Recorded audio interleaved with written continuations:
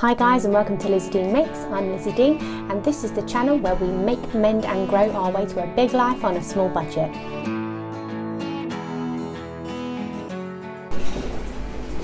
Hi guys, welcome back. So this evening I am making chili jam and a mixed fruit jam to go into the Christmas hampers. So I'm going to do them both at the same time. So the chili jam is using these really tiny hot spicy peppers, chili peppers that I have grown in the front container garden. As they're so tiny, they're going to be really hot, so I'm only going to use a very small amount of them for this sweet chili jam recipe. So I have got, failing at life, I have got two different types of red pepper. I just picked these up from the supermarket. So these are the sweet long red peppers, and these are, you know, your average Joe bell peppers. I've also got some homemade ginger paste. So the other day for the beetroot chutney I needed ginger paste as well, and I couldn't get any at Sainsbury's, so I bought a big bit of ginger root and made my own paste. So I'm going to be using some of this in the chili jam. I've then got bog standard granulated sugar because it's what I've got in, and it says caster sugar, but I really don't care. I'm a terrible cook. I'm just going to use this for both the types of jam. So I've got pectin for the setting agent for the fruit jam, but the chili jam doesn't require a setting agent. I've also got some garlic, so I need 8 cloves of garlic. So for the chili jam recipe, I'm using 4 red peppers, a very small handful of my very hot and spicy chilies, a big teaspoon of ginger paste, 8 peeled and chopped garlic cloves, a 400 gram tin of peeled tomatoes or chopped tomatoes, 750 grams of sugar, and 250 millilitres of red wine vinegar. So when making chutneys and savoury jams, vinegar is the key.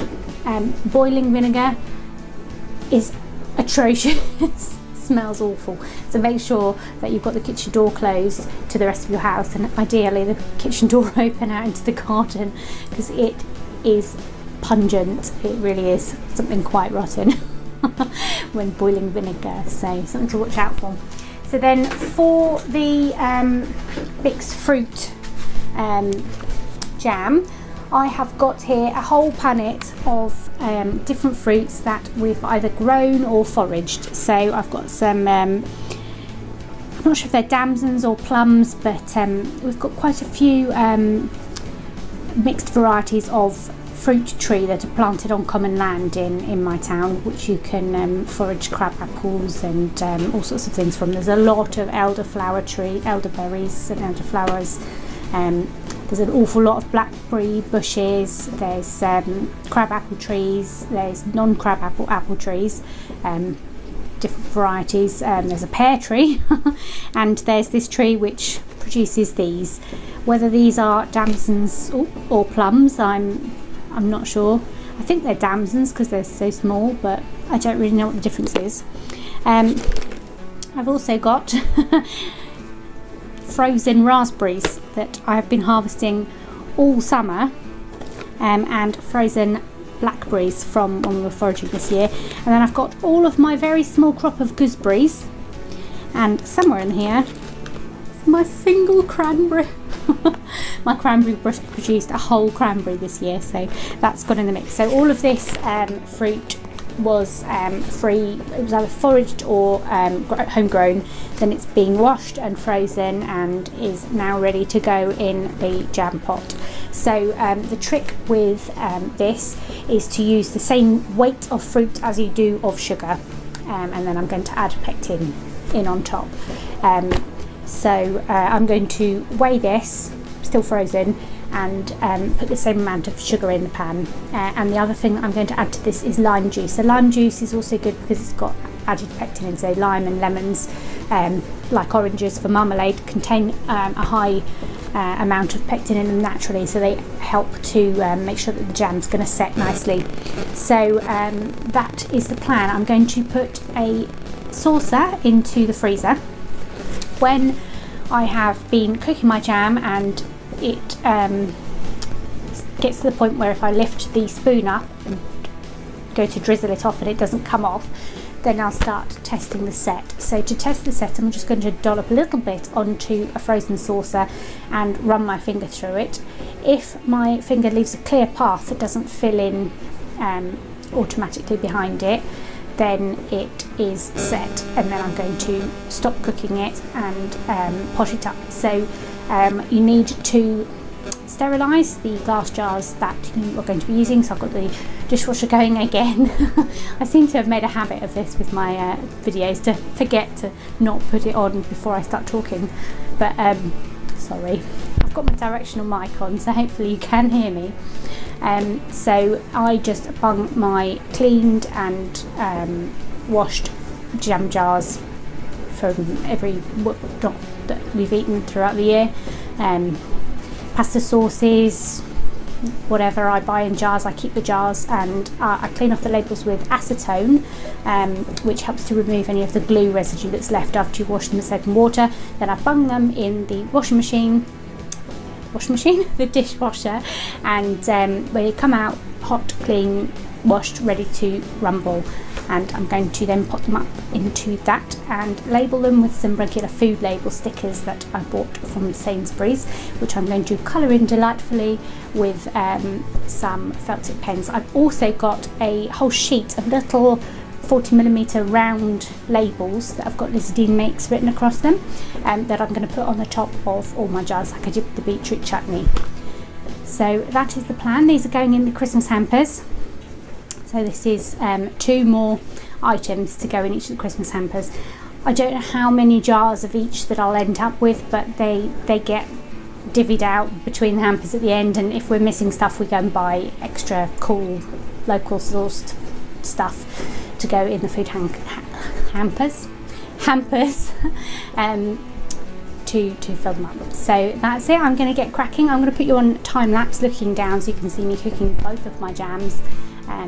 Let's get started.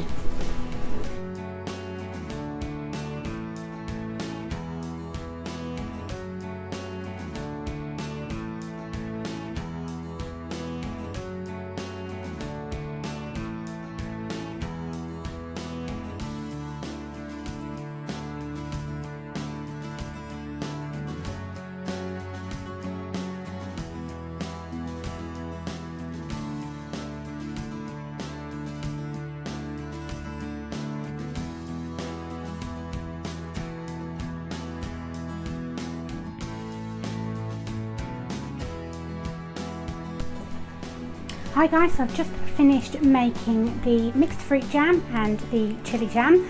They both seem to turn out really rather well, and I have got 20-ish jars, I have to count them, probably about 15 to 20 jars worth of preserves there, all potted up.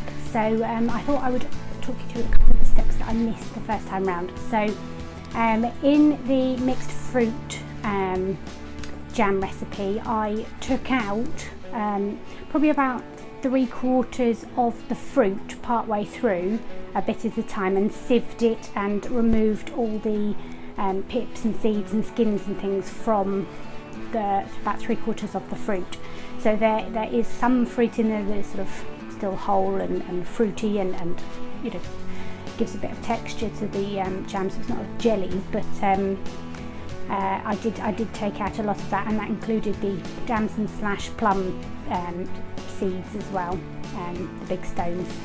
So that was a step that I forgot to tell you about, and I also blitzed the chilli jam. So I put the ingredients into the food processor before I started cooking and blitzed it down, but then I did actually use the handheld soup wazzer. I'm sure there's a name for this, not a wazzer, but handheld blender thing, to completely smooth out the chilli jam, and the reason for that is because those small chilies were so hot. I didn't really want someone to get a big mouthful of it. I wanted it to be really evenly distributed, so I really went to town on pureeing that jam, just so that it's a nice sweet chilli jam and doesn't take anybody by surprise. So those were the 2 extra steps that I didn't tell you about. So I think I might have actually over boiled the mixed fruit jam because it had a really good set when I did the first have a go at the frozen saucer test, so I jarred it up straight away. But if I did, then it means that when you put your knife in there to get some jam out when you go to use it, then it might be a bit stiffer and less spreadable, which is obviously not ideal, but I think I caught it in good time, but we'll find out when it's cooled down and set. So I've got a big half jar of the mixed fruit jam that we'll use at home here, so I'll test the set out on that tomorrow when it's all cooled down. So I should probably invest in a funnel or something for jarring up my jams and chutneys, but I'm just doing it with a spoon and I get jam everywhere. All over the kitchen, all over my hands, all over the outside of the jars, all over the cooker. You know, it's a messy process. So I think that might be also another step to add, is to get a funnel, a metal one ideally, so that it can take the hot temperature. I do leave it about 15 minutes to cool down before I start jarring it up, because obviously boiling hot sugar is really dangerous to handle. Get on your skin and you can't get it off, so it will give you like 1st degree burns or something. So definitely leave your jams to cool down before you start potting them up. So I hope you've enjoyed this video. If you have, remember to give it a thumbs up below. Drop us a comment on any other topics you'd like to see for Christmas hampers, or any Christmas hamper suggestions you've got for me of things that you've been trying this year. Thanks for watching, guys. Bye.